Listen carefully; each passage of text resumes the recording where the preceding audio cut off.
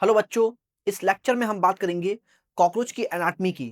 तो एनाटॉमी में सबसे पहले बात करेंगे कॉकरोच के डाइजेस्टिव सिस्टम की। तो यहां पे लिखता हूं मैं डाइजेस्टिव सिस्टम।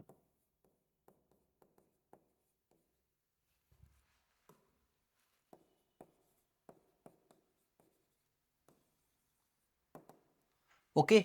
और हमारी तरह इसके डाइजेस्टिव सिस्टम में भी दो पार्ट्स होते हैं। जैसे हमारे डाइजेस्टिव सिस्टम में दो पार्ट्स हैं, एलिमेंट्री कैनाल और डाइजेस्टिव ग्लैंड। एलिमेंट्री कैनाल में आपके mouth, pharynx, oesophagus, stomach, small intestine और लार्ज इंटेस्टाइन आते हैं। और डाइजेस्टिव ग्लैंड्स में आपके आते हैं लीवर, पैनक्रियास। तो सेम वे में इनके पास भी दो पार्ट्स होते हैं, एलिमेंट्री दो पार्ट्स होते हैं डाइजेस्टिव सिस्टम के। दो पार्ट्स हैं आपके, एक alimentary canal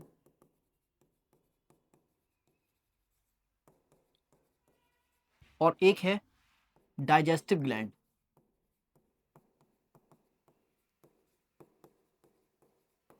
okay.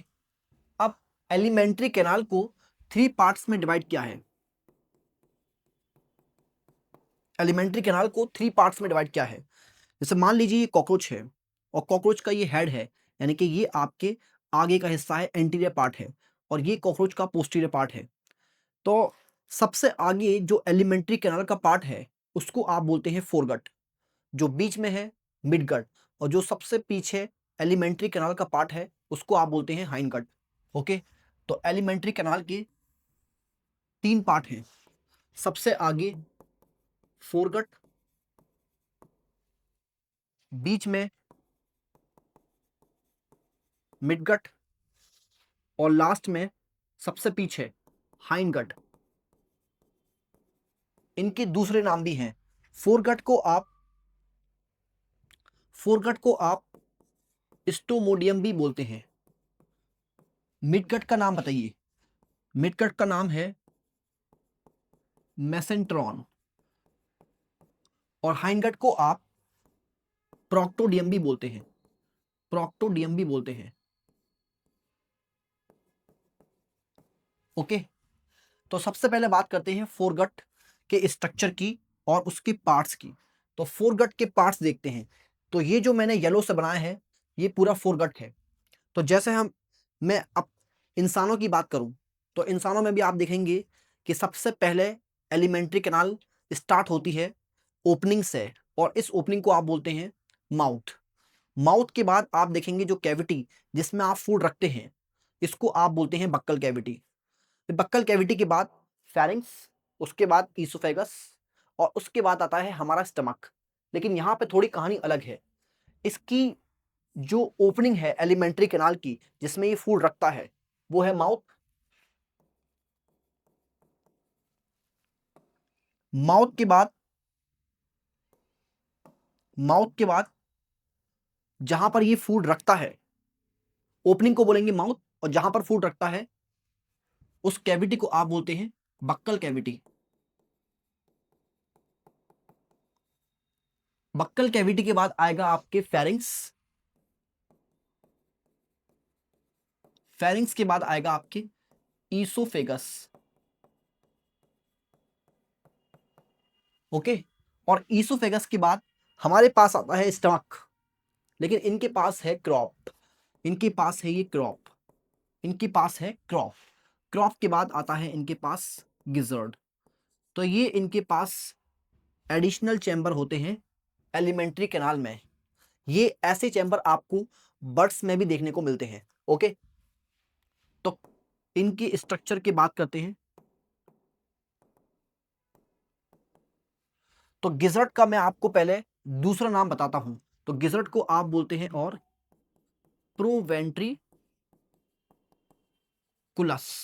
Proventriculus. Okay. अब बात करते हैं बाकी पार्ट्स की। ओपनिंग माउथ है, जिसमें खाना रखा उस कैविटी को बक्कल कैविटी। फेरिंग्स एक ट्यूब है, और ये एक छोटी ट्यूब है इसीलिए इसको बोलते हैं शॉर्ट ट्यूबुलर पार्ट। तो ये है एक शॉर्ट ट्यूबुलर पार्ट। ईसोफेगस थोड़ा पतला है इसीलिए इसको बोलेंगे नैरो। और क्योंकि ये भी एक ट्यूब है तो इसलिए बोलते हैं नैरो ट्यूबुलर पार्ट। ओके, अब आप बताइए क्रॉप ट्यूबुलर है या सैक लाइक है? तो किताब लिखती है ये है सैक लाइक, ये बैग लाइक है या सैक लाइक है, यानी कि थैले जैसा है, और ये स्टोर करता है फूड, स्टोर करता है फूड। ओके, बात करते हैं गिजर्ट और प्रोवेंट्रिकुलस की। तो इसकी बात करने से पहले मैं आपको बता दूं यहां पर लाइनिंग और कवरिंग के बीच में फर्क। तो मैं आपसे पूछूं क्या मेरी स्किन किसी चीज से कवर्ड है? आप कहेंगे यस, हमारी पूरी स्किन केराटिन से कवर्ड है, हमारी पूरी स्किन केराटिन से कवर्ड है। ठीक है, तो इसको बोलते हैं कवरिंग। अब मैं आपसे पूछूं क्या हमारी एलिमेंट्री कैनाल किसी चीज से कवर है? यस, आप कहेंगे हमारी पूरी एलिमेंट्री कैनाल में म्यूकस होता है। जैसे आप देख भी सकते हैं हमारा पूरा माउथ मॉइस्ट होता है due to this mucus. Okay, तो ये पूरा जो म्यूकस की कवरिंग है ये पूरी हमारी एलिमेंट्री कैनाल में होती है। अब ये जो म्यूकस की कवरिंग है इसको कवरिंग नहीं लाइनिंग बोलते हैं। क्यों? क्योंकि ये अंदर की तरफ है।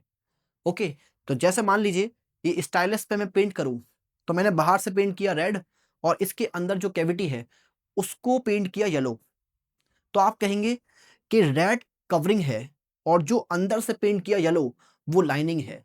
तो किसी भी हॉलो स्ट्रक्चर में आप अगर बाहर की बात करेंगे तो बाहर की सरफेस पे होती है कवरिंग, और अंदर की सरफेस पे बात करेंगे तो उसको बोलते हैं लाइनिंग। ओके, तो अब आप मुझे बताइए कि ये जो मैं बना रहा हूं फोरगट में ये कवरिंग है या लाइनिंग है? आप बताइए मुझे।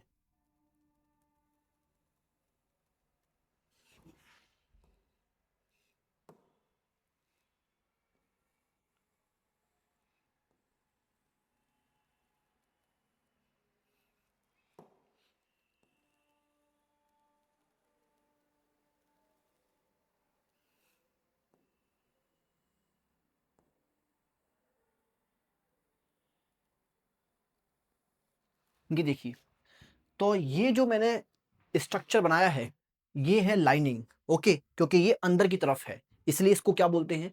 लाइनिंग बोलते हैं। अब ये लाइनिंग है किसकी? जैसे हमारी एलिमेंट्री कैनाल में म्यूकस की लाइनिंग होती है, ऐसे ही इनकी एलिमेंट्री कैनाल में आप देखेंगे, इनकी फोरगट में आप देखेंगे कि ये काइटिन की लेयर होती है, और किसी भी लेयर को आप बोलते हैं क्या? क्यूटिकल। ठीक है, तो इसीलिए इसको बोलते हैं काइटिनस, काइटिनस क्यूटिकल। तो this is chitinous cuticle. Okay, तो यहां पीछे मैं लिख सकता हूं कि पूरी फोरगट, पूरी entire foregut is lined by chitinous layer या काइटेनियस क्यूटिकल। ओके, तो आप लिखेंगे यहां पे entire foregut is lined by chitinous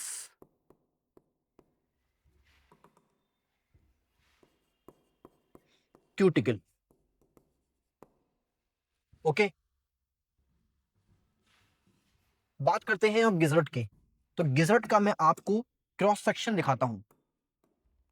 तो मैंने गिजर्ट को काटा और काट के आपको क्रॉस सेक्शन दिखाया। जैसे मान लीजिए ये गिजर्ट है, तो गिजर्ट अभी इस तरह से है, तो गिजर्ट को इस तरह से काटा और यहां से क्रॉस सेक्शन दिखाया, इसका ट्रांसफर सेक्शन दिखाया। ओके, तो गिजर्ट का क्रॉस सेक्शन देखिए अब आप।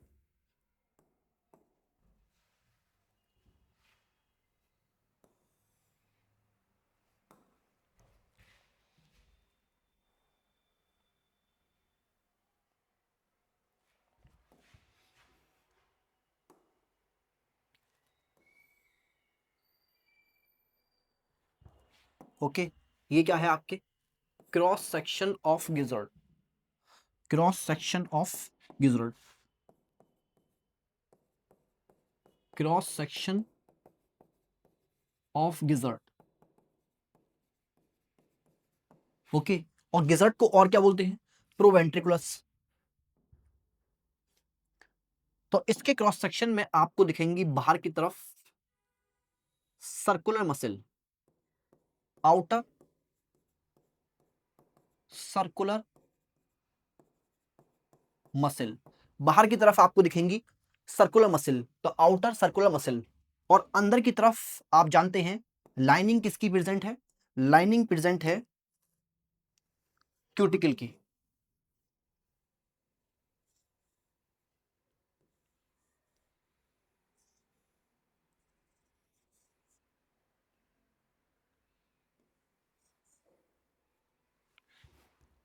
और अब आपसे सवाल ये है कि यहां पर जो क्यूटिकल है, यहां पर जो काइटिनियस क्यूटिकल है, क्या वो कंटिन्यूअस है या फिर वो फोल्डेड है, आप बताइए।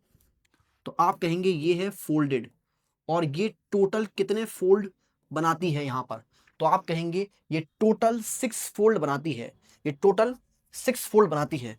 तो यहां पर लिखेंगे कि inner hard chitinous cuticle, chitin है तो हार्ड तो होगा, हार्ड काइटेनियस क्यूटिकल, ये हार्ड काइटेनियस क्यूटिकल फोल्ड होके 6 प्लेट्स बनाती है, और इन प्लेट्स को आप टीथ भी बोलते हैं। ओके, तो inner hard chitinous cuticle fold to form 6 plate, जिनको आप टीथ भी बोल सकते हैं। ओके, जिनको आप क्या बोल सकते हैं, जिनको आप टीथ भी बोल सकते हैं। और टीथ का इन टीथ का काम क्या है, इन टीथ का काम क्या है, आप जानते हैं इन टीथ का काम है ग्राइंडिंग ऑफ फूड, ये फूड को ग्राइंड करते हैं। तो देखते हैं ये कैसे काम करते हैं। बाहर की साइड में बाहर की साइड में सर्कुलर मसल है, और अंदर की साइड में ये टीथ हैं। तो जब ये सर्कुलर मसल कॉन्ट्रैक्ट करते हैं, तो जब सर्कुलर मसल कॉन्ट्रैक्ट करेंगे तो टीथ कंप्रेस हो जाएंगे और फूड को ग्राइंड करेंगे। ओके, तो ये आपकी समझ में आ गया होगा, ये आपकी समझ में आ गया होगा। तो ये हमने पढ़ लिया आपके फोरगट। तो आप फोरगट के बारे में लिखिए, उसके बाद हम बात करेंगे मिडगट हाइंडगट के बारे में और दूसरे स्ट्रक्चर्स के बारे में। यहां तक आप लिखिए।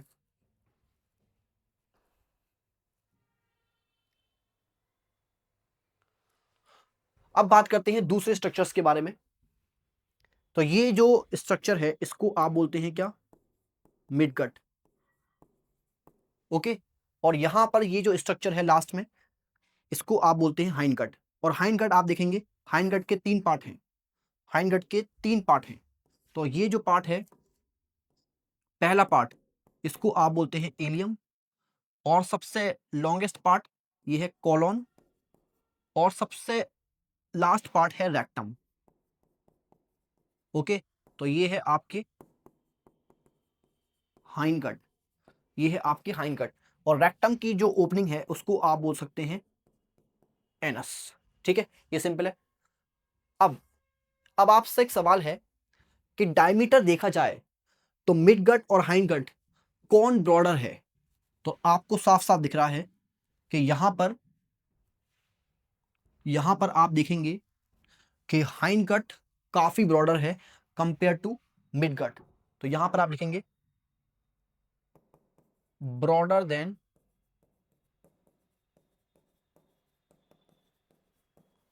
मिडगट। ओके, नेक्स्ट, यहां पर देखिए कुछ और स्ट्रक्चर, यहां पर मैंने आपको कुछ और स्ट्रक्चर दिखाई।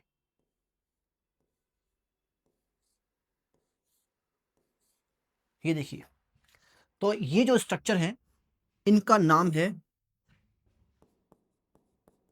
हेपेटिक एंड हेपेटिक और गैस्ट्रिक सीके, हेपेटिक और गैस्ट्रिक सीके।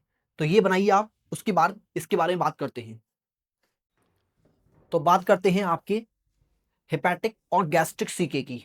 ओके, तो हेपेटिक और गैस्ट्रिक सीके के बारे में जानने से पहले आप जानिए ब्लाइंड ट्यूब्स का मतलब क्या होता है। जैसे मान लीजिए ये स्टाइलस एक ट्यूब है, अगर ये एक तरफ से क्लोज है और एक तरफ से ओपन है, तो इसको आप क्या बोलेंगे, ये है एक ब्लाइंड ट्यूब। ओके, तो ब्लाइंड ट्यूब का मतलब जो एक तरफ से क्लोज और दूसरी साइड से आपके क्या हो, ओपन हो। ओके, अब गैस्ट्रिक सीके भी इसी तरह से होती है। गैस्ट्रिक सीके भी एक तरफ से क्लोज और दूसरी तरफ से ओपन होती हैं, और ये खुलती हैं आपके जंक्शन ऑफ फोरगट और मिडगट पे। ओके, अब ध्यान से देखिए कि गैस्ट्रिक और हेपेटिक सीके नंबर में कितनी हैं। तो यहां पर मैंने 6 बनाई हैं, और इनका नंबर 6 से लेके 8 तक हो सकता है। ओके, और ये किस तरह से प्रेजेंट हैं, तो ये जैसे मैंने आपको दिखाई हैं, 3 इधर और 3 इधर, यानी कि ये लैटरली दिखाई हैं, लेकिन ये लैटरली प्रेजेंट नहीं होती, ये आपके रिंग की फॉर्म में प्रेजेंट होती हैं चारों तरफ। तो इस तरह से यहाँ यहाँ यहाँ यहाँ यहाँ ये रिंग की फॉर्म में प्रेजेंट होती हैं। ओके, तो इनके बारे में लिखते हैं, गैस्ट्रिक और हेपेटिक सीके के बारे में लिखते हैं नेक्स्ट स्लाइड पे। तो आप लिखेंगे यहाँ पे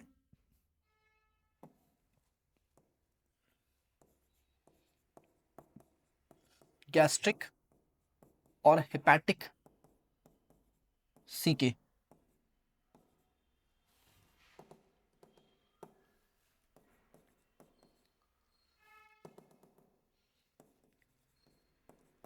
ओके, तो what is gastric and hepatic caeca?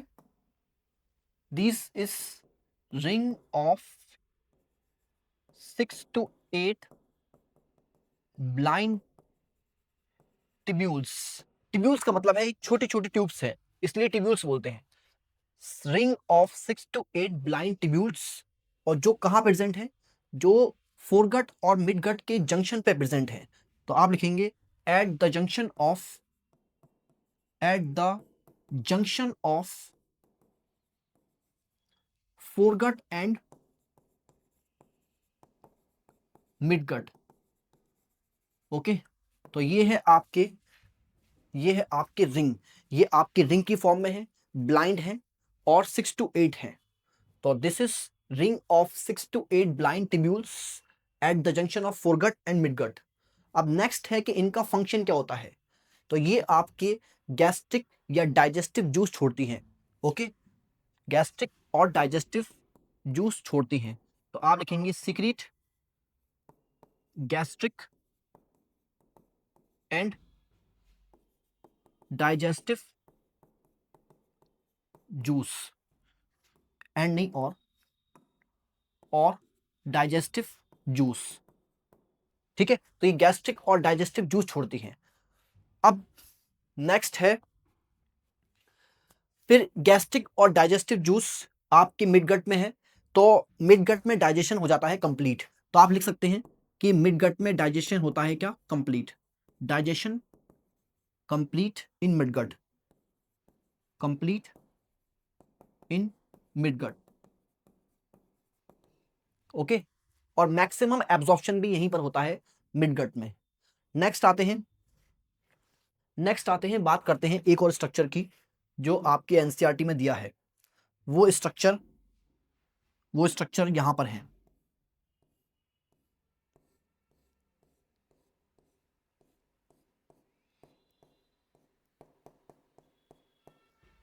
Okay, अब इन स्ट्रक्चर्स का नाम क्या है, इनका आपने नाम सुना होगा, इनका नाम है मैलपिगियन टिब्यूल, मैलपिगियन टिब्यूल्स, मैलपिगियन टिब्यूल्स।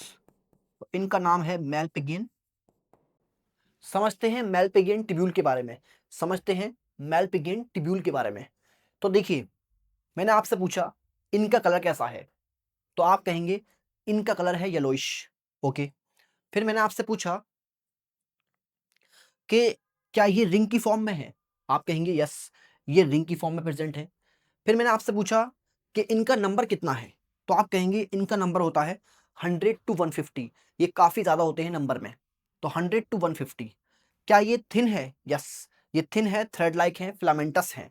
क्या ये ब्लाइंड है, यस, ये एक तरफ से क्लोज एक तरफ से ओपन, ये भी ब्लाइंड होती है। ओके, नेक्स्ट है, ये किसके जंक्शन पे प्रेजेंट है, तो आप कहेंगे ये मिडगट और हाइंडगट के जंक्शन पे प्रेजेंट है, दैट इज ये आपके मिडगट और हाइंडगट के जंक्शन पे प्रेजेंट है। तो लिखते हैं इसके बारे में, तो यहां पे लिखते हैं मिड मेलपिगियन टिब्यूल।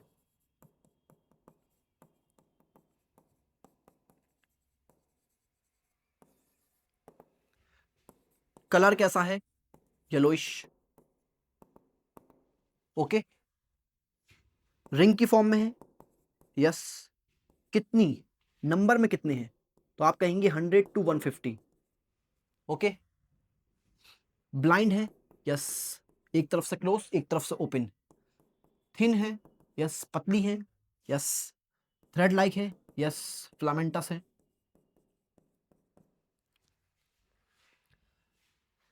और छोटी छोटी ट्यूब्स हैं इसलिए ट्यूब्यूल्स। तो ring of 100 to 150 blind thin filamentous tubule कहां प्रेजेंट है? एट जंक्शन ऑफ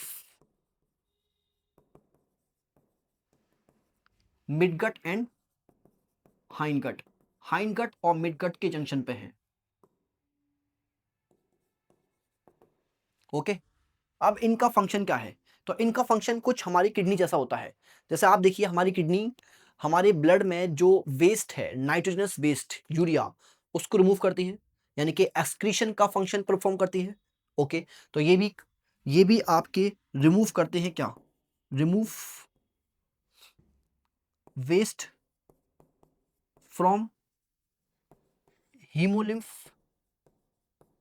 ये हीमोलिम्फ से जो वेस्ट है, नाइट्रोजनस वेस्ट है, उसको रिमूव करती है। तो इसका फंक्शन क्या है? एक्सक्रीटरी फंक्शन है। ओके, यहां पर आप देख सकते हैं कि कॉकरोच का जो ब्लड वेस्कुलर सिस्टम है वो ओपन टाइप है। इसका मतलब ये है कि जितने भी ऑर्गन्स हैं कॉकरोच की बॉडी में, वो सब ब्लड के अंदर बात कर रहे हैं, वो सब ब्लड के अंदर डूबे हुए हैं, नहा रहे हैं, उसके अंदर चारों तरफ से घिरे हुए हैं। ठीक है, तो सेम चीज आप देखेंगे कि इसकी जितनी भी एलिमेंट्री कैनाल होगी वो सब चारों तरफ से ब्लड में डूबी हुई होगी। ये देखिए, सब ब्लड में, चारों तरफ ब्लड है इसका, जिसको आप हीमोलिम्फ बोलते हैं। ठीक है, तो मेलपिगियन ट्यूब्यूल की चारों तरफ भी होगा ब्लड। तो ये मेलपिगियन ट्यूब्यूल्स ब्लड में से जितना भी नाइट्रोजनस वेस्ट है उसको निकाल के हाइंड गट में डाल देगी, यानी कि ये काम करती है एक्सक्रीशन का। और हमारी किडनी ऑस्मो रेगुलेशन भी करती है। ऑस्मो रेगुलेशन का मतलब है कि आपकी बॉडी में आइंस का और बॉडी फ्लूइड का, यानी कि बॉडी में कितना वाटर है, इसका बैलेंस रखती है। फॉर एग्जाम्पल, मान लीजिए आपने कम पानी पिया है, तो किडनी आपके फिल्ट्रेट में से पानी को एब्जॉर्ब कर लेगी ताकि पानी का वॉल्यूम बैलेंस हो जाए। अगर आपने ज़्यादा पानी पिया है तो किडनी एब्जॉर्ब नहीं करेगी, तो ज़्यादा पानी आप रिमूव कर देंगे यूरिनेशन के थ्रू। सेम, अगर सॉल्ट की बात करूं, मैं आइंस की बात करूं, अगर ज़्यादा एक्सेस आइन है तो किडनी उनको रिमूव कर देगी, एक्सक्रीट कर देगी। और अगर आइंस की कमी है तो किडनी उसको एब्जॉर्ब कर लेगी और आइंस का बैलेंस रखेगी। तो इसको बोलते हैं आइंस का, यानी कि सॉल्ट्स का और बॉडी फ्लूइड का, वाटर का बैलेंस रखना, और इसी को बोलते हैं ऑस्मो रेगुलेशन। तो ये मेलपिगियन ट्यूब्यूल ऑस्मो रेगुलेशन भी करती है। ठीक है, तो इसका काम है osmo regulation. Osmo regulation that is body fluid and salt, ये कह सकते हैं आयनिक बैलेंस को मेंटेन करती है। ओके, तो ये आपके समझ में आ गया होगा। आप ये लिखिए, उसके बाद मैं आपको सलाइवरी ग्लैंड के बारे में बताता हूं। आप यहां तक लिखिए पहले। तो अब बात करते हैं सलाइवरी ग्लैंड की। और सलाइवरी ग्लैंड समझाने के लिए मैं एक बार फिर से इसकी फोरगट बनाता हूं आपके सामने। और मान लीजिए ये फोरगट का ईसोफेगस है, तो ईसोफेगस से ही अटैच होती है सलाइवरी ग्लैंड। तो यहां पर मैंने आपको दिखाई सलाइवरी ग्लैंड।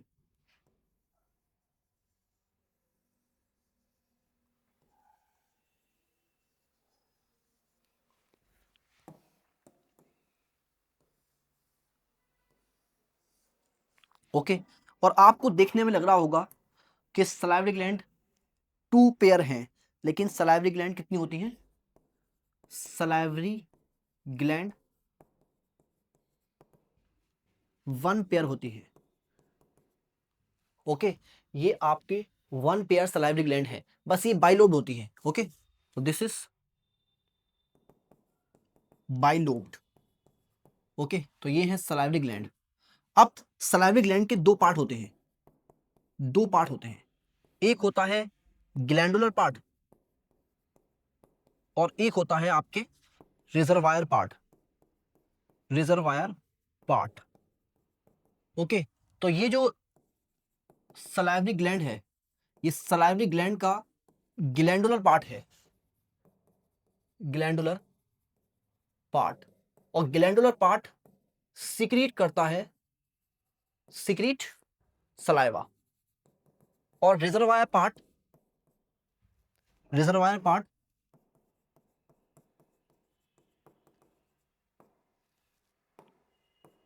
ये स्टोर करता है सलाइवा। ओके, तो सलाइवरी ग्लैंड वन लोब होती है, बस बाइलोब होती है, और इसके दो पार्ट हैं, एक ग्लैंडुलर पार्ट, एक reservoir part. Glandular part secrete करता है सलाइवा, और रिजर्वायर पार्ट स्टोर करता है सलाइवा। ओके, और आप जानते हैं कि ये सलाइवरी ग्लैंड की जो डक्ट है वो खुलती है आपके हाइपोफैरिंक्स की बेस पे।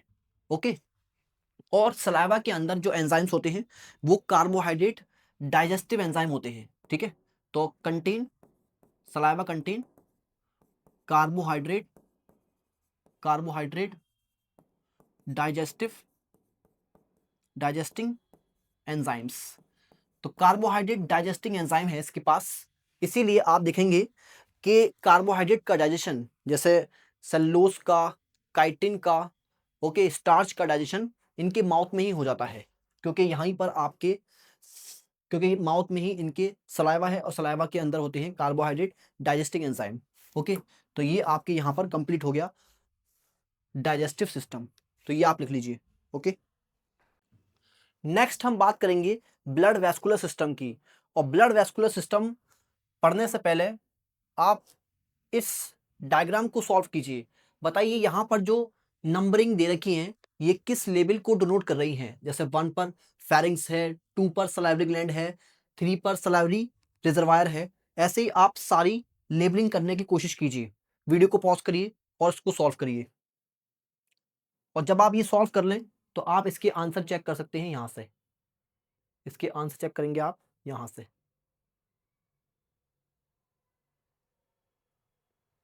ओके, तो ये आप यहाँ तक कर लीजिए।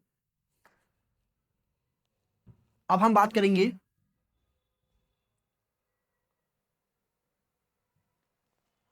अब हम बात करेंगे कॉकरोच के ब्लड वैस्कुलर सिस्टम की। ओके, तो देखिए इसकी ब्लड वैस्कुलर सिस्टम में क्या क्या चीज़ें आती है। तो यहाँ पर मैं लिखता हूँ इसके ब्लड वैस्कुलर सिस्टम में क्या क्या चीज़ें आती हैं। तो जैसे हमारे ब्लड वैस्कुलर सिस्टम में भी पंपिंग ऑर्गन है हार्ट, इनके पास भी पंपिंग ऑर्गन है हार्ट। और जिसमें ब्लड फ्लो करता है, जिस चैनल्स में, जिस वेसल्स में ब्लड फ्लो करता है उसको आप बोलते हैं ब्लड वेसल्स। नेक्स्ट है जो सर्कुलेटिंग फ्लूइड है उसका नाम क्या है, यानी कि जो ब्लड वेसल्स में सर्कुलेट कर रहा है उसको बोलते हैं आप ब्लड, और इसके ब्लड का नाम है हीमोलिम्फ, हीमोलिम्फ। तो अभी बात करेंगे कि इसके ब्लड को हीमोलिम्फ क्यों बोलते हैं। तो पहले आप यहां पर देखिए, सबसे पहले हम बात करते हैं हार्ट की। तो इनका हार्ट आप यहां देखिए ध्यान से, इनका हार्ट कुछ ऐसा दिखता है। तो सबसे पहले सवाल ये है कि इनका हार्ट मस्कुलर है या मेम्ब्रेनस है। तो आप जवाब देंगे कि इनका हार्ट होता है मस्कुलर। मतलब ये है कि इनका हार्ट मसल से बना है। ऑफ कोर्स मसल से बना होगा, मेम्ब्रेन से बना होगा, तो पंप करेगा तो ये तो बस्ट कर जाएगा, तो ये होगा मस्कुलर। ओके, अब आप बताइए हार्ट कैसा है। हार्ट है इलोंगेटेड और ट्यूबुलर, यानी कि ट्यूब की जैसा है। तो यहां पे लिखेंगे हार्ट है इलोंगेटेड एंड ट्यूबुलर। ओके, और नेक्स्ट है कि इनके हार्ट में टोटल कितने चैम्बर्स हैं, यानी कि इनका हार्ट कितने चैम्बर्स में डिफरेंशिएटेड है। तो आप इसको गिन सकते हैं, आप इसको गिन सकते हैं 1 2 3 4 5 6 7 8 9 10 11 12 13। तो इनके हार्ट में टोटल 13 चैम्बर्स हैं। तो इनके हार्ट में टोटल 13 चैम्बर्स हैं। तो आप कह सकते हैं कि हार्ट में आपके 13 चैम्बर्स हैं और हर एक चैम्बर का शेप देखिए कैसा है। हर एक चैम्बर का शेप है, ये नीचे से चौड़े हैं और आगे से पतले हैं, यानी कि ये फनल शेप हैं। फनल, फनल मतलब कुप्पी जो होती है वो ऊपर से चौड़ी होती है और नीचे से पतली होती है, तो ये फनल शेप चैम्बर हैं। तो आप लिखेंगे यहाँ पे 13 फनल शेप चैम्बर्स होते हैं इसके हार्ट में। और हार्ट की अगर पोजीशन में आपसे पूछूं तो देखिए, हार्ट की अगर मैं आपसे पोजीशन पूछूं तो यहाँ पर आप देखिए कॉकरोच की बॉडी इस तरह से है, नीचे की साइड में वेंट्रल, ऊपर की साइड में डॉर्सल साइड। तो हार्ट आप देखेंगे डॉर्सल साइड में प्रेजेंट होता है, तो ये है डॉर्सल साइड। ओके, और आप देखेंगे हार्ट एकदम बीच में है, आपकी बॉडी के बीच में है, कॉकरोच की बॉडी के बीच में है। तो आप लिखेंगे यहाँ पे प्रेजेंट मिड, मिड मतलब बीच में, और dorsally, dorsally, mid dorsally present है इन थोरैक्स एंड एब्डोमेन। आप देखेंगे इनकी थोरैक्स और एब्डोमेन में है, हार्ट थोरैक्स और एब्डोमेन में है। तो यहां तक आपने देख लिया, तो यहां तक आप देख लीजिए और इस डायग्राम को भी बना लीजिए। ओके, अब नेक्स्ट बात करते हैं इनके ब्लड वेसल की। तो यहां पर आप देखेंगे कि इनके पास एक ही ब्लड वेसल होती है। ये देखिए इनके पास पूरे हार्ट में एक ही ब्लड वेसल है। और आप देखेंगे कॉकरोच इस तरह से चलता है, तो ये आगे का पार्ट है कॉकरोच का हेड और ये पीछे का पार्ट है। तो आगे के पार्ट को बोलते हैं आप एंटीरियर पार्ट। ओके, तो ये है एंटीरियर पार्ट और ये पीछे का पार्ट को क्या बोलते हैं, पोस्टीरियर पार्ट। ओके, तो इसी वजह से ये जो हार्ट है जिसमें ये ब्लड को पंप करता है, इसको बोलते हैं एंटीरियर आउटा, एंटीरियर आउटा। ठीक है, तो इनके पास एक ही ब्लड वेसल होती है जिसको आप बोलते हैं एंटीरियर आउटा। तो इसका मतलब इनकी जो ब्लड वेसल हैं वो वेल डेवलप्ड हैं या पुअरली डेवलप्ड हैं। तो आप लिखेंगे यहाँ पर ये होती हैं poorly developed, poorly developed. Okay, और सिंगल ब्लड वेसल है जिसको आप बोलते हैं एंटीरियर आउटा। ओके, अब इसकी ब्लड की बात कर लेते हैं। तो इनकी ब्लड में भी आपके होता है प्लाज्मा जो लिक्विड पार्ट है, और ब्लड सेल्स, ब्लड सेल्स, और ब्लड सेल्स को आप बोलेंगे हीमोसाइट। हीमो मतलब ब्लड, साइट मतलब सेल। ओके, तो जैसे हमारे ब्लड में भी क्या होता है, प्लाज्मा उसका लिक्विड पार्ट, और उसके अलावा होते हैं उसके अंदर सेल्स सस्पेंडेड। तो यहां पर भी प्लाज्मा, लिक्विड पार्ट और सेल्स, जिनको आप बोलते हैं हीमोसाइट। अब मेरा आपसे एक सवाल है, क्या इनके ब्लड सेल्स के पास कोई रेस्पिरेटरी पिगमेंट होता है? जैसे हमारे आरबीसी में हीमोग्लोबिन मिलता है, लेकिन इनके ब्लड सेल्स में आप देखेंगे कोई रेस्पिरेटरी पिगमेंट नहीं होता है। ओके, तो इसी वजह से दो बातें हैं, एक तो इनकी ब्लड में कोई रेस्पिरेटरी पिगमेंट नहीं है, तो इसी वजह से ब्लड का कलर एकदम वाइट है, या कह सकते हैं आप ब्लड कैसा है इनका, कलरलेस है। तो ऐसा आप देखेंगे हमारे लिम्फ में होता है, क्योंकि लिम्फ में आरबीसी नहीं होती, इसीलिए लिम्फ का कलर वाइट होता है, या कह सकते हैं आप कलरलेस होता है। तो वहीं से नाम आया इसका हीमोलिम्फ। हीमोलिम्फ मतलब क्योंकि ये कलरलेस है, इसी वजह से इसका नाम क्या है, हीमोलिम्फ। और नेक्स्ट, ब्लड के अंदर कोई रेस्पिरेटरी पिगमेंट नहीं है, ब्लड सेल्स में नो रेस्पिरेटरी पिगमेंट, कोई रेस्पिरेटरी पिगमेंट नहीं है, कोई रेस्पिरेटरी पिगमेंट नहीं है। ओके, यानी कि हीमोग्लोबिन नहीं है। तो इसी वजह से आप देखेंगे कि अगर मैं आपसे पूछूं क्या इनकी ब्लड का रोल ऑक्सीजन या गैस ट्रांसपोर्ट में होता है, तो यहां पे सवाल है, does blood have role in gas transport, gas transport. तो इसका आंसर आप क्या बताएंगे, इसका आंसर आप क्या बताएंगे? तो इसका आंसर होगा नो, नहीं, इसके ब्लड का गैस ट्रांसपोर्ट में कोई रोल नहीं है, क्योंकि यहाँ पर कोई रेस्पिरेटरी पिगमेंट नहीं है गैसेस को कैरी करने के लिए, जैसे हमारे पास हीमोग्लोबिन होता है। ओके, अब नेक्स्ट, तो फिर ब्लड का काम है क्या यहाँ पर? तो ब्लड का काम यहाँ पर न्यूट्रिएंट्स को ट्रांसपोर्ट करना, हार्मोन्स को या वेस्ट मटेरियल को ट्रांसपोर्ट करना होता है। ओके, तो आप लिखेंगे इसका फंक्शन क्या है? फंक्शन ऑफ ब्लड,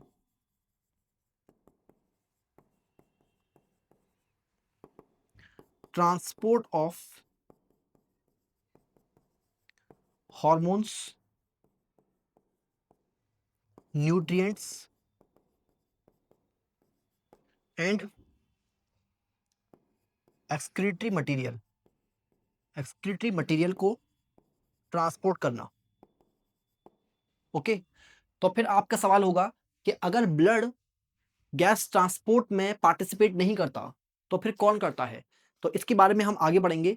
इनका रेस्पिरेटरी सिस्टम ही ये काम करता है, तो इसके बारे में हम आगे बढ़ेंगे। आप यहाँ तक लिखिए ब्लड के बारे में। ओके, और ब्लड सेल्स का काम पूछें तो ब्लड सेल्स का काम होता है बैक्टीरिया से लड़ना और क्लॉटिंग में भी हेल्प करते हैं, लेकिन वो हमारी किताब में दिया नहीं है, तो आप यहाँ तक लिख लीजिए। ओके, तो अब बात करते हैं दूसरे स्ट्रक्चर्स की जो हार्ट में प्रेजेंट होते हैं। तो यहाँ पर आप देखिए, ये मैंने आपको क्या दिखाया? ये मैंने आपको दिखाई मसल्स। ये मसल्स जो हार्ट से अटैच होती हैं, और इन मसल्स का नाम है एलियरी मसल, एलियरी मसल। ओके, ये आपके एलियरी मसल्स हैं। तो एलियरी मसल्स के बारे में पढ़ते हैं। तो सबसे पहले बात करते हैं कि इनका शेप कैसा है। तो इनका शेप आप कहेंगे ये होती है फैन शेप, ये होती हैं आपके फैन शेप।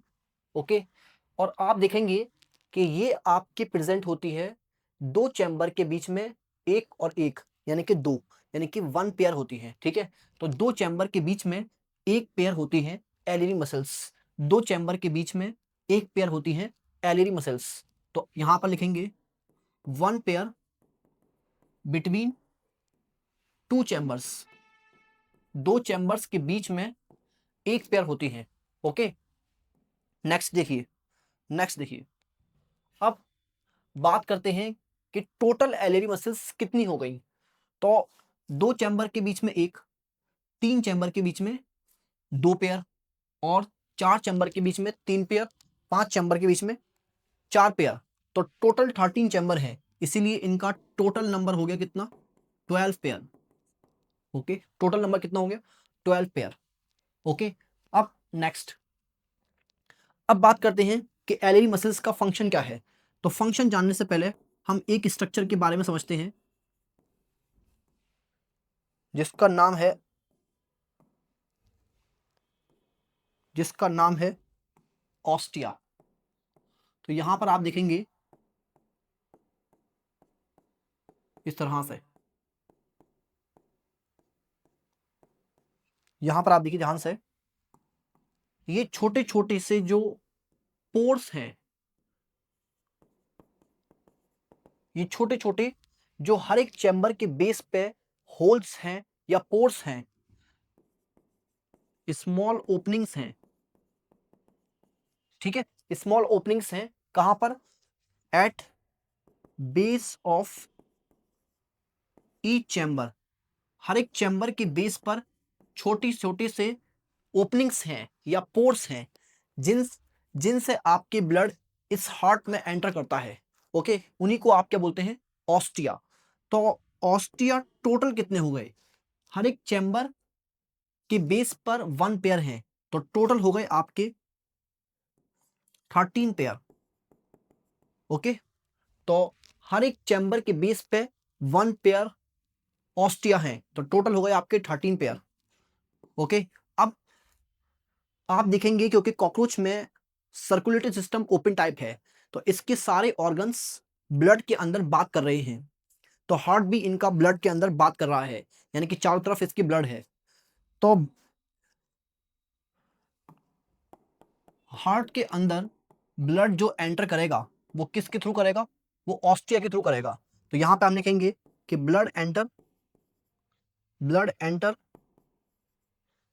हार्ट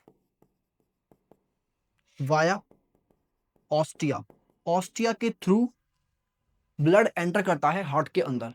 ठीक है, अब ब्लड सर्कुलेशन की बात करते हैं कि कॉकरोच के अंदर ब्लड सर्कुलेट कैसे करता है। तो इसके लिए आपको नॉलेज होनी चाहिए थोड़ी सी प्रेशर की, प्रेशर वॉल्यूम रिलेशन की। तो आप जानते हैं कि प्रेशर इनवर्सली प्रोपोर्शनल होता है वॉल्यूम के। ओके, अगर आप प्रेशर बढ़ाएंगे तो वॉल्यूम कम हो जाएगा, और अगर आप प्रेशर घटाएंगे तो वॉल्यूम बढ़ जाएगा। तो ध्यान से सुनिए एकदम, क्या मैं आपको बता रहा हूँ, मैं आपको एलरी मसल्स का फंक्शन समझा रहा हूँ। तो जब एलरी मसल्स कॉन्ट्रैक्ट करेंगी तो ये हार्ट को एक्सपेंड कर देती हैं। तो जब ये एलरी मसल्स कॉन्ट्रैक्ट करती हैं तो ये हार्ट को एक्सपेंड कर देंगी, और जब हार्ट एक्सपेंड हो जाएगा तो इसका वॉल्यूम बढ़ जाएगा, और वॉल्यूम बढ़ गया तो प्रेशर कम हो जाएगा, और प्रेशर कम हो गया तो आप देखेंगे जो हार्ट है, जो हार्ट के चारों तरफ ब्लड है, हीमोलिम्फ है, वो इसके अंदर अपने आप सक हो जाएगा। ये बिल्कुल इसी तरह है कि आप एक खाली बोतल लीजिए और उसको दबा करके पानी में डाल दीजिए, और फिर उसको आप छोड़ दीजिए। तो जब वो एक्सपेंड करेगी तो उसका वॉल्यूम बढ़ेगा, और वॉल्यूम बढ़ेगा तो प्रेशर कम होगा, तो पानी अपने आप उसके अंदर सक हो जाएगा। ऐसा आप ड्रॉपर में भी करते हैं। आपने कभी केमिस्ट्री लैब में ड्रॉपर इस्तेमाल किया होगा। ड्रॉपर को पानी में डालते हैं, केमिकल में डालते हैं, और फिर उसको आप जब छोड़ देते हैं तो उसमें केमिकल सक हो जाता है अपने आप। This is due to pressure difference. Okay, तो सेम चीज यहाँ पर भी है। जब एलरी मसल्स कॉन्ट्रैक्ट करती हैं तो ये हार्ट को एक्सपेंड कर देंगी, और हार्ट जब एक्सपेंड हो जाएगा तो इसका वॉल्यूम बढ़ जाएगा, प्रेशर कम हो जाएगा, और प्रेशर कम हो गया तो ब्लड अपने आप सक हो जाएगा हार्ट के अंदर वाया ऑस्टिया, ऑस्टिया के अंदर आ जाएगा। और जब एलरी मसल्स रिलैक्स करेंगी तो हार्ट कंप्रेस कर जाएगा, और हार्ट कंप्रेस कर गया तो फिर हार्ट पंप कर देगा ब्लड को अपने पीछे की चैम्बर से आगे की चैम्बर में। ठीक है, हर एक पीछे का चैम्बर अपना ब्लड आगे की चैम्बर में पंप करेगा, और जो फर्स्ट चैम्बर है वो फर्स्ट चैम्बर अपना ब्लड बॉडी के, यानी कि हेड के साइनस में, हेड की कैविटी में, ये जो हेड की कैविटी है, हेड साइनस है, या हेड की जो कैविटी है, इसके अंदर ब्लड पंप कर देगा। तो फर्स्ट चैम्बर अपना ब्लड एंटीरियर आउटा के थ्रू अपना ब्लड हेड साइनस में पंप कर देगा। ओके, तो यहां तक आपके समझ में आ गया होगा, यहां तक आपके समझ में आ गया होगा। ठीक है, तो एलरी मसल्स का फंक्शन क्या है, ये करती हैं facilitate, facilitate contraction and relaxation, contraction and contraction and relaxation, ये फैसिलिटेट करती है contraction and relaxation of heart. यानी कि ये ब्लड सर्कुलेशन को मेंटेन भी करती है, maintain blood circulation, blood circulation को ये मेंटेन भी करती है। ओके, यानी कि ये हार्ट को कॉन्ट्रैक्शन और रिलैक्सेशन में हेल्प करती हैं और ब्लड सर्कुलेशन में हेल्प करती हैं। ओके, तो एलरी मसल्स के बारे में एक बार और सुन लेते हैं कि एलरी मसल्स फैन शेप्ड होती हैं, और दो चैम्बर के बीच में एक पेयर एलरी मसल्स होती है। ओके, तो टोटल एलरी मसल्स 12 हो गई, 12 पेयर हो गई। फंक्शन क्या है कि जब ये कॉन्ट्रैक्ट करेंगी तो हार्ट एक्सपेंड करेगा और ब्लड इसके अंदर सक हो जाएगा, और जब ये रिलैक्स करेंगी तो हार्ट अपना ब्लड पंप कर देगा आगे की तरफ, और फर्स्ट चैम्बर एंटीरियर आउटा के थ्रू अपना ब्लड हेड साइनस के अंदर पंप कर देगा। ठीक है, अब आप ध्यान से देखिए, ध्यान से देखिए, ये जो हेड साइनस है, हेड साइनस का ब्लड आपके आएगा कहां पर, हेड साइनस से ब्लड कहां पर आएगा, हेड साइनस से आएगा ब्लड कहां पर, बॉडी साइनस में, बॉडी साइनस या बॉडी कैविटी में। ओके, और क्योंकि इसकी बॉडी कैविटी में ब्लड फिल्ड होता है, इसीलिए इसकी बॉडी कैविटी को या बॉडी साइनस को आप क्या बोलते हैं, हीमोसील भी बोलते हैं। हीमोसील का मतलब होता है, हीमो मतलब ब्लड, सील मतलब कैविटी, क्योंकि इनके बॉडी कैविटी में पूरा ब्लड फिल्ड है, इसीलिए इसकी बॉडी कैविटी को हीमोसील भी बोलते हैं। ओके, तो नेक्स्ट देखिए आप कैसे होगा आपकी ब्लड सर्कुलेशन। तो ब्लड सर्कुलेशन की बात की जाए सबसे पहले बात की जाए हार्ट में, तो हार्ट में कैसे फ्लो करता है, पीछे की साइड से, पोस्टीरियर से एंटीरियर साइड पर। तो हार्ट में पोस्टीरियर टू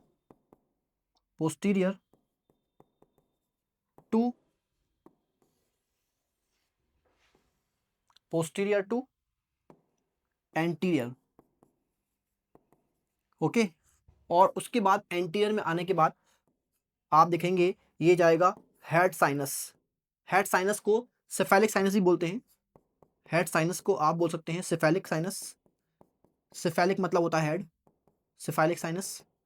और ये सेफेलिक साइनस किसके थ्रू जाएगा, वाया एंटीरियर अओर्टा, एंटीरियर अओर्टा से होते हुए जाएगा, एंटीरियर अओर्टा, ओके। अब इसके बाद ये जाएगा बॉडी साइनस में, बॉडी साइनस, ओके। और बॉडी साइनस से आपके जाएगा किसमें, वापस से हार्ट में, वापस से किससे जाएगा आपके, वापस से हार्ट में। और हार्ट में जाएगा किससे, वाया ऑस्टिया, ऑस्टिया के थ्रू, ओके। तो हार्ट में पोस्टीरियर टू एंटीरियर, और फिर हार्ट से हेड साइनस में, हार्ट साइनस में, हेड साइनस के बाद या सेफेलिक साइनस के बाद बॉडी साइनस में, और बॉडी साइनस से आपके वापस से हार्ट में वाया ऑस्टिया। ये देखेंगे आप, ऑस्टिया के थ्रू, ऑस्टिया के थ्रू ये वापस से कहाँ चला जाएगा, हार्ट में चला जाएगा। यहाँ पर आपकी छोटे छोटे ऑस्टिया होते हैं इस तरह से। तो ये होता है circulation of, circulation in cockroach, circulation in cockroach. तो यहाँ तक आपके समझ में आ गया होगा, आप इसको लिख लीजिए, आप इसको लिख लीजिए, ओके। तो अब बात करेंगे कॉकरोच के रेस्पिरेटरी सिस्टम की, ओके। तो कॉकरोच के रेस्पिरेटरी सिस्टम को और क्या बोलते हैं, कॉकरोच के रेस्पिरेटरी सिस्टम को आप ट्रैकियल सिस्टम भी बोलते हैं, ओके। अब बात करते हैं कि ट्रैकियल सिस्टम में क्या होता है।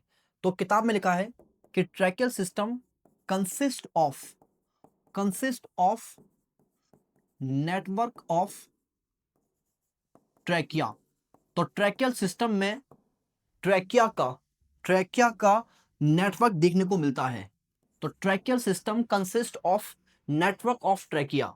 तो ये जो आपको ट्यूब्स दिख रही हैं, ये आपके क्या है, ये है आपके ट्रैकिया। तो ये जो आपको ट्यूब्स दिख रही हैं, ये क्या है, ये है ट्रैकिया, ओके। तो ये जो आपको ट्यूब्स दिख रही हैं, ये आपके ट्रैकिया हैं। तो इन ट्यूब्स का नेटवर्क मैंने एक साइड बनाया है, इस साइड पर भी ऐसा ही नेटवर्क होगा। तो इसलिए किताब में लिखा है कि रेस्पिरेटरी सिस्टम या tracheal system consist of network of trachea, okay. और इन ट्रैकिया को आप ट्रैकियल ट्रैकियल ट्यूब्स भी बोलते हैं, ट्रैकियल ट्यूब्स भी बोलते हैं, ओके। अब आगे, तो यहां पर देखिए ध्यान से कि इस ट्रैकिया की जो लास्ट ब्रांच होती है, इस ट्रैकिया की जो लास्ट ब्रांचेस हैं, इस ट्रैकिया की जो लास्ट ब्रांचेस हैं, उन ब्रांचेस को आप बोलते हैं ट्रैक्यूल्स। इनको आप बोलते हैं ट्रैक्यूल्स, ट्रैक्यूल्स, ओके। और ये ट्रैक्यूल्स बॉडी टिश्यू के डायरेक्ट कांटेक्ट में होती हैं। ये ट्रैक्यूल्स बॉडी टिश्यू के, जैसे मान लिया ये बॉडी टिश्यू क्या है, मैंने मान लिया ये मसल है, ओके। ये क्या है, मान लीजिए ये मसल्स हैं। तो ट्रैकिया की जो लास्ट ब्रांच है उसको आप बोलते हैं क्या, ट्रैक्यूल्स। और ये ट्रैक्यूल्स बॉडी टिश्यू के डायरेक्ट कांटेक्ट में होती हैं, और यहीं से आपके गैस का एक्सचेंज भी होता है। तो यहाँ पर ऑक्सीजन बॉडी टिश्यू के अंदर डिफ्यूज हो जाएगी, और जो CO2 है बॉडी टिश्यू में, जो CO2 बनी है रेस्पिरेशन से, वो CO2 आपके ट्रैकियल ट्यूब्स के अंदर डिफ्यूज हो जाएगी, ठीक है। और ये सिंपल डिफ्यूजन होता है हाई कंसंट्रेशन से लो कंसंट्रेशन की तरफ, ओके। और आप देखेंगे कि ये जो ट्रैकिया हैं, ये ट्रैकिया बॉडी के लेटरल साइड पे खुलते हैं, और जिन ओपनिंग से खुलते हैं उन ओपनिंग का नाम है स्पाइरेकल, ठीक है। तो जिन ओपनिंग से खुलते हैं उनको आप क्या बोलते हैं, स्पाइरेकल, ओके। और स्पाइरेकल के ऊपर आप देखेंगे कि आपको देखने को मिलेंगे दरवाजे, और इन दरवाजों को आप क्या बोलते हैं, स्फिंक्टर। इन दरवाजों को आप क्या बोलते हैं, स्फिंक्टर। ओके, तो आप देखेंगे यहाँ पे ध्यान से कि एयर कैसे एंटर करेगी, एयर कैसे एंटर करेगी, air enter, air enter via spiracle. Okay, air enter via spiracle, और फिर उसके बाद एयर जाएगी ट्रैकिया, ट्रैकिया के पूरे नेटवर्क में जाएगी, और फिर ट्रैकिया की जो लास्ट ब्रांच है जिसको आप बोलते हैं क्या, ट्रैक्यूल, और फिर ट्रैक्यूल से डिफ्यूज होने के बाद चली जाएगी बॉडी टिश्यू में, बॉडी टिश्यू में। ओके, बॉडी टिश्यू में चली जाएगी आपके ऑक्सीजन, और CO2 जस्ट उल्टी आ जाएगी, बॉडी टिश्यू से ट्रैक्यूल, ट्रैक्यूल से ट्रैकिया, और आपकी बाहर चली जाएगी वाया स्पाइरिकल। ठीक है, तो थोड़ी बहुत बातें लिखते हैं हम स्पाइरिकल के बारे में। तो यहां पर देखिए स्पाइरिकल क्या होते हैं, स्पाइरिकल क्या है, तो स्पाइरिकल के बारे में आप लिखेंगे कि स्पाइरिकल्स ओपनिंग है, ओपनिंग है, और ये ओपनिंग किसकी है, ये ट्रैकिया की ओपनिंग है। ओके, ओपनिंग ऑफ ट्रैकिया, ठीक, और ये कहां प्रेजेंट है, तो आप कहेंगे ये बॉडी में लैटरल साइड पे प्रेजेंट है। Okay, on lateral side of body. Okay, और ऑफ कोर्स ये पेयर्ड होंगी, जैसे यहां पर ओपनिंग है तो यहां पर भी होंगी ट्रैकियल ट्यूब्स की ओपनिंग, तो ये होती है पेयर्ड, और ये होती है total, total 10 pair, total 10 pair होती हैं। ओके, तो स्पाइरिकल कितने हैं आपके, 10 पेयर हैं। अब स्पाइरिकल देखिए कहां पर कितनी है, जैसे मैं आपसे बात करूं कि थोरैक्स में कितने सेगमेंट्स हैं या कितने मेटामेर्स हैं, तो आप कहेंगे इसमें 3 होते हैं। तो 3 मेटामेर्स के बीच में आपको 2 स्पाइरिकल देखने को मिलेंगे। तो देखिए पहले और दूसरे सेगमेंट के बीच में एक स्पाइरिकल, और दूसरे और तीसरे सेगमेंट के बीच में एक स्पाइरिकल। तो आप देखेंगे कि थोरैक्स में, थोरैक्स में क्योंकि 3 सेगमेंट हैं तो वहां पर आपको 2 पेयर मिलते हैं स्पाइरिकल, और एब्डोमेन में, एब्डोमेन में आपको देखने को मिलते हैं 8 पेयर। ओके, ठीक है, सॉरी। अब यहां पर आप देखिए, यहां पर आप देखिए स्फिंक्टर, तो स्फिंक्टर क्या है, स्फिंक्टर आपके, स्फिंक्टर के बारे में लिखते हैं, स्फिंक्टर रेगुलेट करते हैं, स्फिंक्टर आपकी डोर हैं, दरवाजे हैं, तो ये रेगुलेट करते हैं क्या, regulate opening and closing of, closing of spiracles, ये स्पाइरिकल्स के ओपनिंग और क्लोजिंग को कंट्रोल करते हैं या रेगुलेट करते हैं। ठीक है, तो ये आपके समझ में आ गया होगा। तो सिंपल है रेस्पिरेटरी सिस्टम, रेस्पिरेटरी सिस्टम आसान है, इसमें कुछ नहीं है, इसमें ट्रैकियास का या ट्रैकियल ट्यूब्स का नेटवर्क है, और ट्रैकिया की जो लास्ट ब्रांच है उसको आप ट्रैक्यूल बोलते हैं, और ट्रैक्यूल से ही गैस एक्सचेंज होता है। ओके, और गैस एक्सचेंज सिंपल डिफ्यूजन से होता है। ओके, और ये जो आपकी ट्रैकिया की ओपनिंग है इनको आप स्पाइरिकल बोलते हैं। स्पाइरिकल 10 पेयर होते हैं, बॉडी में लेटरल साइड पे होते हैं, 2 थोरैक्स में और 8 एब्डोमेन में होते हैं। ठीक है, 2 पेयर थोरैक्स में और 8 पेयर एब्डोमेन में होते हैं। ठीक, तो स्पाइरिकल के जो ओपनिंग है वो ओपनिंग गार्डेड होती है किससे, दरवाजों से, उनको आप स्फिंक्टर बोलते हैं। ओके, और ये मैंने आपको पाथ दिखा दिया कि हवा स्पाइरिकल से एंटर करेगी ट्रैकिया में, और फिर ट्रैकिया से जाएगी ट्रैक्यूल, और वहां पे इसका गैस एक्सचेंज हो जाएगा। तो यहां पर हम लिख लेते हैं ये वाली बात भी क्वेश्चन की फॉर्म में कि gas exchange, gases exchange occur, option 1 via trachea, option 2 via tracheal, option 3 by simple diffusion, simple diffusion, option 4 by active diffusion, active transport, active transport. तो इसका आंसर आप बताइए क्या होगा, तो इसका आंसर होगा सिंपली ये ट्रैक्यूल से होता है गैस एक्सचेंज और सिंपल डिफ्यूजन से होता है। ठीक है, तो यहां तक आपके समझ में आ गया होगा। अब आप ये लिख लीजिए और इसके बाद ये लिख लीजिए, तो अब बात करते हैं कॉकरोच के कंपाउंड आई की। तो कंपाउंड आई पढ़ने से पहले मैं आपको एक बार रेस्पिरेटरी सिस्टम का डायग्राम दिखा देता हूं। देखिए साइड में जो ओपनिंग्स हैं उनको बोलते हैं स्पाइरिकल, और ये जो ट्यूब्स दिख रही हैं आपको, ये हैं ट्रैकियल ट्यूब्स। ओके, ये 2 होती हैं किसमें? थोरैक्स में, और 8 होती हैं किसमें? एब्डोमेन में। Okay, 2 pairs in thorax, 8 pairs in abdomen. अब बात करते हैं इसके कंपाउंड आई की। तो हेडिंग डालिए आप, कंपाउंड आई। कंपाउंड आई,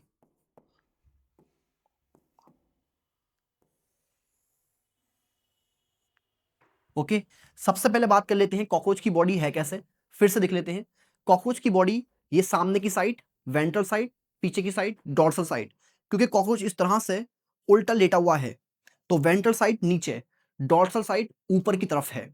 ओके, अब कॉकरोच का हेड 90 डिग्री पे है बॉडी से, तो जो डॉर्सल साइड है वो सामने है हेड की, और जो वेंट्रल साइड है वो पीछे की तरफ है। तो आइस यहाँ सामने प्रेजेंट है, यानी कि डॉर्सल साइड पे प्रेजेंट है, और डॉर्सल साइड पे भी लैटरली प्रेजेंट है। ओके, तो आइस की पोजीशन क्या हो गई आपकी? डॉर्सोलैटरल। आइस की पोजीशन क्या हो गई आपके? डॉर्सोलैटरल, डॉर्सल साइड पर लैटरली प्रेजेंट है। अब नेक्स्ट क्वेश्चन, कि आइस सिंपल है कंपाउंड है? तो आइस है कंपाउंड, तो सिंपल आई क्या होती है? जिसमें एक सिंगल यूनिट होती है, लेकिन कॉकरोच की आइस बहुत सारी यूनिट से मिलकर बनी होती है, इसीलिए इसकी आई को बोलते हैं क्या? कंपाउंड आई। अब सवाल ये है कि कितने यूनिट्स होती हैं एक आंख में, और यूनिट को बोलते क्या है? तो देखिए, यूनिट को बोलते हैं ओमेटिडियम। ठीक है, एक सिंगल यूनिट को क्या बोलते हैं आप? Ommatidium. Single unit, single unit. Okay, और ओमेटिडियास का प्लूरल है, यानी कि बहुत सारी यूनिट को आप ओमेटिडिया बोलते हैं। तो अब सवाल यह है कि एक आंख में ईच कंपाउंड आई, ईच कंपाउंड आई, यानी कि हर एक कंपाउंड आई में कितने ओमेटिडियम होते हैं? तो एक में 2000, दूसरे में 2000, यानी कि हर एक आंख में 2000 ओमेटिडियम होते हैं। और ओमेटिडियम का शेप होता है आपके हेक्सागोनल, 6 साइड का हेक्सागोनल। ओके, तो यहां पे आप लिखेंगे ईच आई, ईच कंपाउंड आई, इसके अंदर आपको कितने मिलेंगे? 2000 हेक्सागोनल ओमे ओमेटिडियम, ओमेटिडियम, ओमेटिडिया। ओके, तो ओमेटिडिया प्लूरल है ओमेटिडिया। तो यहां तक आपने देख लिया, तो आप यहां तक लिख लीजिए। फिर इसके बाद हम बात करेंगे इंसेक्ट के विजन की, इंसेक्ट का विजन कैसा होता है। ओके, तो अब बात करते हैं कॉकरोच के अंदर विजन कैसा होता है। ओके, तो सबसे पहले आप देखिए, कॉकरोच के अंदर होता है आपके अपोजिशन विजन, अपोजिशन, जिसको आप मोज़ेक विजन भी बोलते हैं। एक्चुअल में इंसेक्ट में 2 टाइप के विजन ही मिलते हैं, एक अपोजिशन और सुपरपोजिशन। तो कॉकरोच में आपको सिर्फ अपोजिशन या मोज़ेक विजन देखने को मिलता है। तो समझते हैं मोज़ेक विजन काम कैसा करता है। तो मान लीजिए मैंने समझाने के लिए आपको एक ऑब्जेक्ट लिया, और ये मान लीजिए ये है कॉकरोच के ओमेटिडिया। ये मैंने 3 ओमेटिडिया लिए, और ऑब्जेक्ट को 3 पार्ट में डिवाइड कर दिया। मान लीजिए ये एक्स, वाई, जेड। तो एक्स पर जब लाइट पड़ी, तो लाइट पड़ने के बाद सभी डायरेक्शन में इससे रिफ्लेक्ट कर गई, सभी डायरेक्शन में। ऐसे ही मान लीजिए जेड पर जब लाइट पड़ी, तो ये सभी डायरेक्शन में इससे रिफ्लेक्ट कर गई। ओके, तो आप देखेंगे ओमेटिडियम के अंदर जो लाइट एंटर करती है, वो ओमेटिडियम के रिसेप्टर में सिर्फ वही लाइट पहुंचती है जो स्ट्रेट आ रही है। यानी कि इस ओमेटिडियम में ये स्ट्रेट लाइन में ही, जो स्ट्रेट लाइन में लाइट आ रही है वही इसके रिसेप्टर तक पहुंचेगी, और जो लेटरल साइड से आ रही है, जो किसी एंगल पे आ रही है, वो इसके रिसेप्टर पे नहीं पहुंचेगी, एब्जॉर्ब हो जाएगी। ओके, तो इस ऑब्जेक्ट में, मतलब इस ओमेटिडियम में, सिर्फ आपको एक्स की इमेज दिखेगी। क्या जेड की दिखेगी? नहीं। अगर वाई वाई से आ रही है तो वाई से दिखेगी? नहीं। क्यों? क्योंकि ये लेटरल साइड से आ रही है। और इस ओमेटिडियम में आपको वाई की इमेज दिखेगी, क्योंकि यहां से सीधी आएगी वो। और इस ओमेटिडियम में आपको सिर्फ जेड की इमेज दिखेगी, यानी कि ऑब्जेक्ट पीसेस में दिखेगा इसकी आईज में। ओके, जैसे मान लीजिए वो मेरा फेस दिख रहा है, तो मेरे फेस की इमेज आप देखेंगे कि मान लीजिए मेरी आईज से जो स्ट्रेट लाइन में लाइट जा रही है रिफ्लेक्ट होके, वो उसकी इमेज सिर्फ उन्हीं ओमिटिडियम में बनेगी जो उसके डायरेक्टली स्ट्रेटली जा रही है ना, स्ट्रेट लाइन में जा रही है। और एयर की भी इससे जो लाइट रिफ्लेक्ट होकर जा रही है, इसकी इमेज भी सिर्फ उन्हीं ओमिटिडियम में बनेगी जिन ओमिटिडियम में ये स्ट्रेट लाइन में रिफ्लेक्ट होकर जा रही है, बाकी किसी और दूसरे ओमिटिडियम में नहीं बनेगी।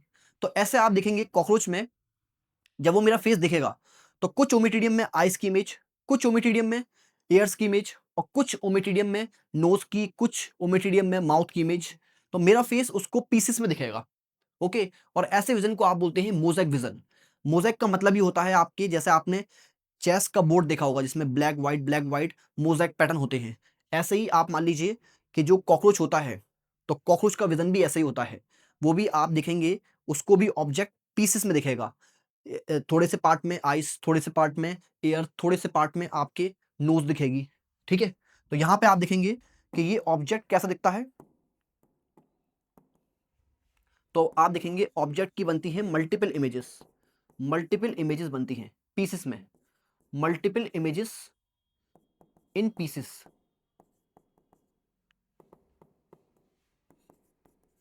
पीसेस। ठीक है, multiple images in pieces of object is seen. Okay, तो ऑब्जेक्ट जो दिखता है वो मल्टीपल पीसेस में दिखता है, मल्टीपल इमेजेस में दिखता है।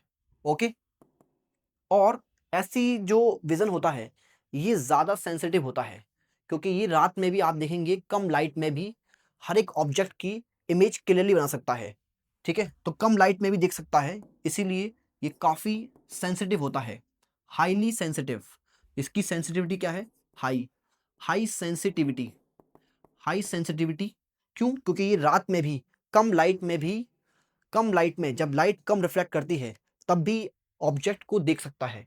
ओके, तो आप देखेंगे can see, can see in very low light condition, low light condition. Okay, और ऐसे विजन को आप नॉक्टर्नल विजन बोलते हैं। नॉक्टर्नल मतलब लाइट, रात के टाइम में। ओके, तो ऐसे विजन को आप क्या बोलते हैं? Nocturnal vision, nocturnal vision. Okay, तो हाईली सेंसिटिव, क्यों? क्योंकि कम लाइट में भी देख सकता है, बट रेजोल्यूशन की बात करें, रिजॉल्विंग पावर की बात करें, वो कम होती है। रिजॉल्विंग पावर क्या होती है? जैसे मान लीजिए अगर आप अखबार पढ़ रहे हैं, तो अखबार आप अगर बहुत दूर रखा है तो अखबार की जो लाइनें हैं, जो अखबार के लेटर्स हैं, वो आपको एकदम स्ट्रेट लाइन की तरह दिखेंगे। जब आप उसको पास लेके आएंगे तब वो आपको साफ साफ अलग अलग अल्फ़ाबेट दिखेंगे। लेकिन जैसे ही आप दूर लेके जाएंगे ऐसा लगेगा जैसे कि वो एक सिंगल लाइन है, एक सिंगल ब्लैक लाइन है। तो जब दूर रखते हैं तो आप उन अल्फ़ाबेट्स को डिस्टिंग्विश नहीं कर पाते, या कह सकते हैं रिजॉल्व नहीं कर पाते। तो यानी कि रिजॉल्विंग पावर खत्म हो जाती है। तो पास लाते हैं तब जाके आप उनको रिजॉल्व कर पाते हैं, अलग अलग देख पाते हैं हर एक अल्फ़ाबेट को। तो सेम चीज़ यहाँ पर भी है कि कॉकरोच, कॉकरोच का रेजोल्यूशन पुअर होता है। वो ऑब्जेक्ट में जो अल्फ़ाबेट्स हैं उनको डिस्टिंग्विश नहीं कर सकता है। ओके, तो आप लिखेंगे यहाँ पे, कुल मिला के ये अखबार नहीं पढ़ सकता बस। तो आप लिखेंगे यहाँ पे high sensitivity but low resolution, low resolution. Okay, high sensitivity but low resolution, यानी कि क्लियरिटी कम है। क्लियरिटी ये कह सकते हैं आप, ये डिस्टिंक्ट नहीं कर पाता, डिस्टिंक्शन नहीं कर पाता, पुअर डिस्टिंक्शन। ठीक है, पुअर क्लैरिटी या डिस्टिंक्शन। तो ये इसके कंपाउंड आई के बारे में है, तो ये आप लिख लीजिए यहाँ पर। ओके, तो आप यहाँ पर देख सकते हैं, यहाँ पर आप देख सकते हैं कि कंपाउंड आई ऑब्जेक्ट को इस तरह से पीसेस में दिखती है।